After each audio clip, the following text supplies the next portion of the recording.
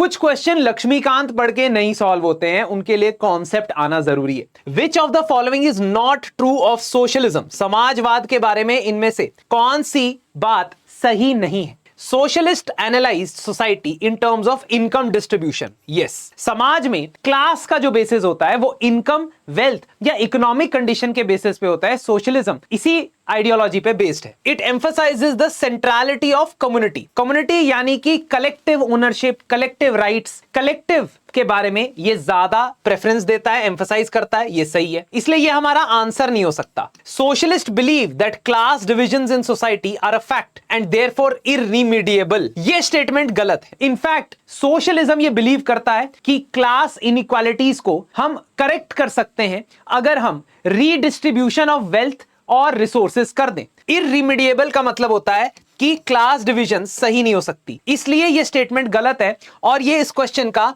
सही आंसर है। अब सिंपली पॉलिटी की किताब पढ़ के आपको ये कॉन्सेप्ट समझ नहीं आते, इसलिए मैं फाउंडेशन कोर्स के अंदर एक एक शब्द को जो हमारे कॉन्स्टिट्यूशन में है, प्रियम्बल में है और पॉलिटी में है, उसको डिटेल से समझाता हूं ताकि ऐसे क्वेश्चंस आंसर हो सके। एक बार हमारी वेबसाइट पे जरूर जाइए क्योंकि फाउंडेशन प्रोग्राम 20 मई से शुरू हो रहा है।